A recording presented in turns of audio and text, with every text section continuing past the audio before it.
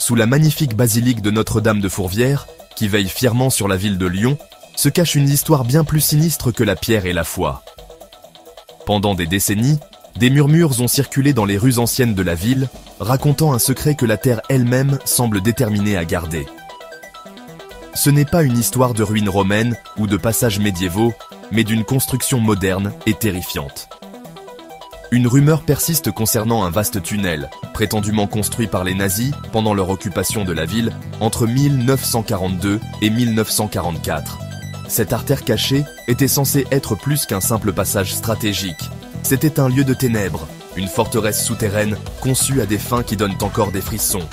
La légende parle d'un monde clandestin, taillé dans la colline même qui symbolise le cœur spirituel de Lyon. Le récit de ce tunnel est reconstitué à partir de témoignages fragmentés et troublants. D'anciens membres de la résistance française, des hommes et des femmes qui ont tout risqué dans l'ombre ont parlé de son existence. Ils ont raconté des histoires entendues pendant la guerre, d'activités de construction inhabituelles et entourées de secrets sur les pentes de Fourvière. Ils ont parlé de camions militaires allemands arrivant sous le couvert de la nuit, disparaissant dans des entrées dissimulées et d'un bourdonnement bas et constant de machines émanant des profondeurs du sol. Ces histoires dépeignaient un projet d'ingénierie majeur, délibérément effacé des registres et cartes officielles, ne laissant derrière lui que le fantôme de sa mémoire, dans l'esprit de ceux qui ont lutté pour libérer la ville.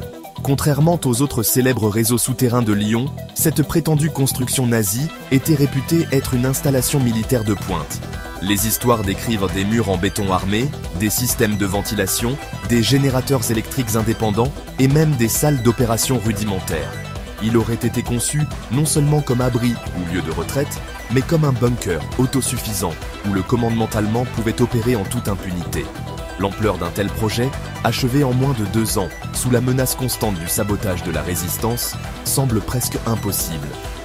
Pourtant, la persistance de la rumeur, transmise de génération en génération, suggère qu'elle touche à une peur profonde et à un chapitre sombre du passé de la ville qui n'a jamais été pleinement éclairé. Aujourd'hui, les preuves physiques de ce tunnel restent frustramment insaisissables, ce qui ne fait qu'approfondir le mystère. Les explorateurs et les historiens qui ont tenté de localiser ces entrées ont trouvé des passages scellés et des murs de béton, là où d'anciennes cartes suggèrent que des ouvertures devraient se trouver. Les autorités citent la sécurité publique et l'instabilité de la colline comme raison de ces fermetures, mais pour les partisans de l'existence du tunnel, ces explications sonnent comme des excuses commodes. Ils affirment que le silence officiel est un acte délibéré, une continuation d'une dissimulation qui a commencé au moment où les forces allemandes se sont retirées de Lyon en 1944. La colline de Fourvière, semble-t-il, garde jalousement ses secrets, nous laissant nous demander ce qui se trouve réellement sous son sol sacré. Pour comprendre les origines de cette sombre légende, il faut d'abord apprécier le rôle pivot de Lyon pendant la Seconde Guerre mondiale. Après la chute de la France en 1940, la ville se retrouva en zone libre, mais ce calme relatif fut brisé en novembre 1942, lorsque les forces allemandes l'occupèrent. Lyon se transforma rapidement en capitale incontestée de la résistance française. Son paysage urbain unique, en particulier le réseau labyrinthique des Traboules, ses passages cachés traversant les bâtiments dans les quartiers du Vieux Lyon et de la Croix-Rousse, offraient un terrain parfait pour les activités clandestines. Les résistants utilisaient ces routes secrètes pour se déplacer sans être détectés, distribuer des tracts et échapper aux rafles de la Gestapo. La ville devint un centre nerveux de la défiance contre la puissance occupante. Cette farouche opposition ne passa pas inaperçue aux yeux des nazis. Ils ne voyaient pas Lyon seulement comme une ville rebelle à soumettre, mais comme un atout stratégique à contrôler. Le commandement allemand dépêcha l'un de ses officiers les plus impitoyables, Klaus Barbie, pour écraser la résistance. Connu sous le nom du boucher de Lyon, Barbie établit son quartier général à l'hôtel Terminus et utilisa la prison voisine de Fort-Montluc comme centre d'interrogatoire et de torture.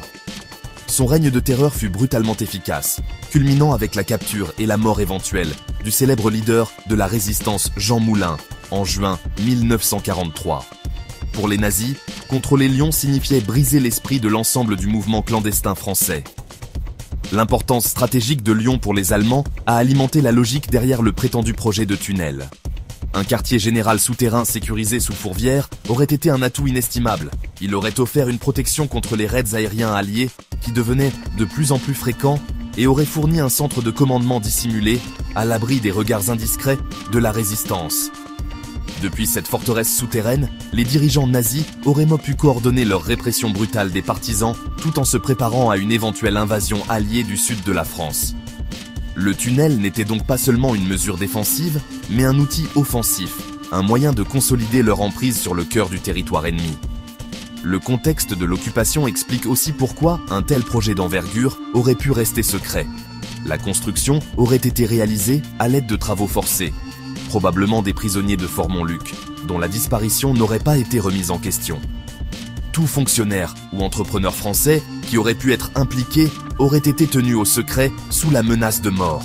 Dans une ville où la trahison et la collaboration existaient aux côtés de l'héroïsme et du sacrifice, il est plausible qu'un projet de cette ampleur ait pu être caché à la vue de tous.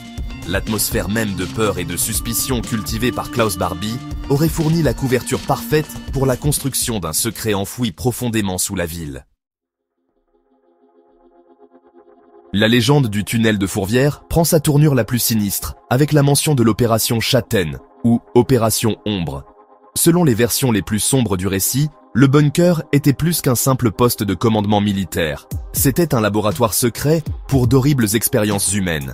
Ces rumeurs, principalement issues de témoignages d'après-guerre non corroborés et de récits anonymes, allèguent que des scientifiques nazis furent amenés à Lyon pour mener des recherches visant à créer une nouvelle race de soldats. L'objectif était glaçant de simplicité.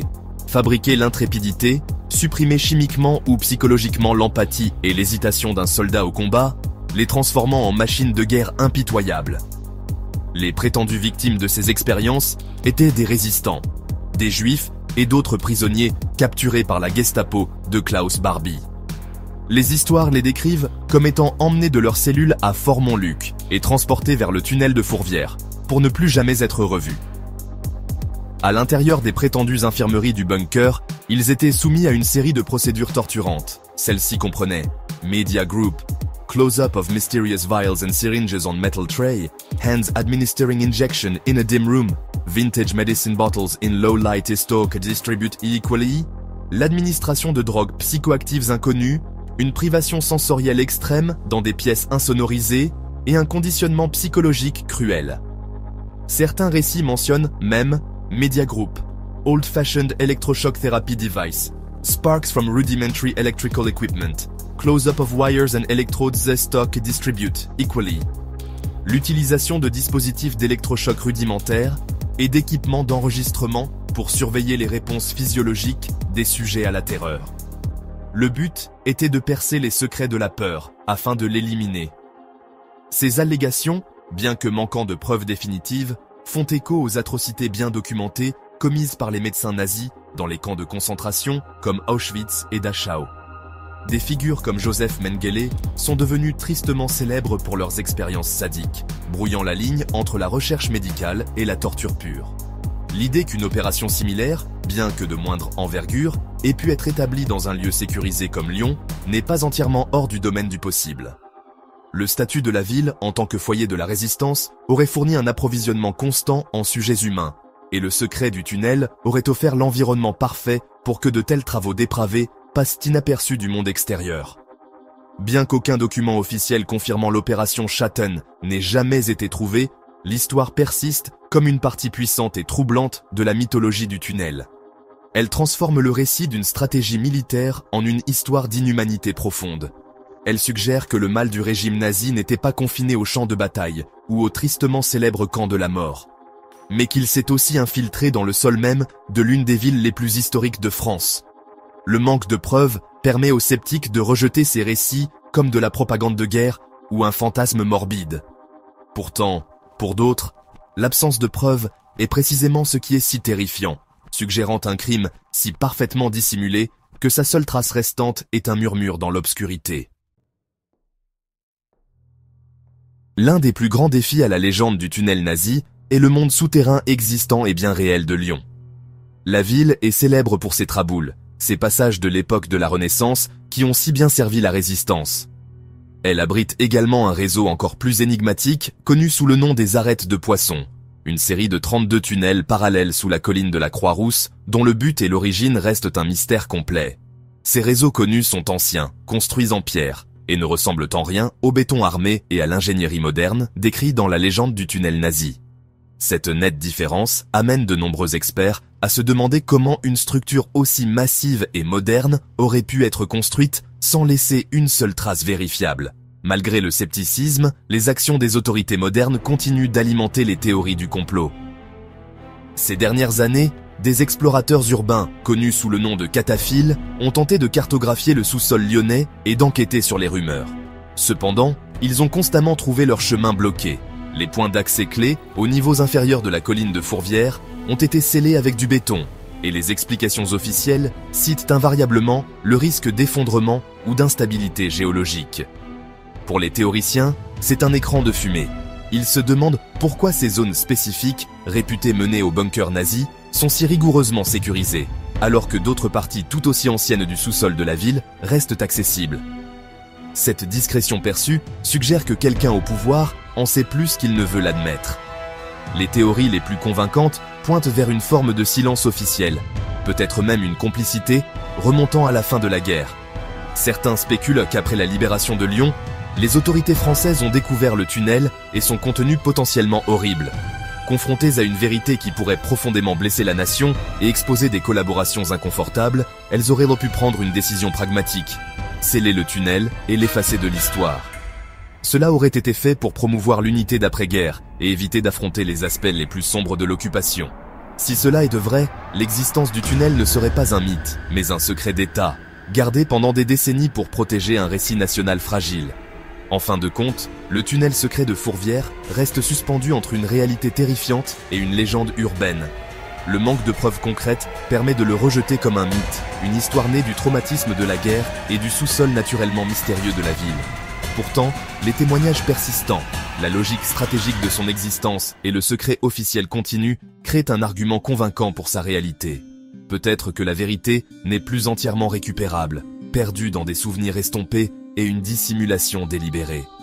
Le tunnel nazi pourrait à jamais rester un fantôme, un point d'interrogation obsédant enfoui profondément dans la colline, nous rappelant que les secrets les plus sombres sont souvent ceux cachés juste sous nos pieds.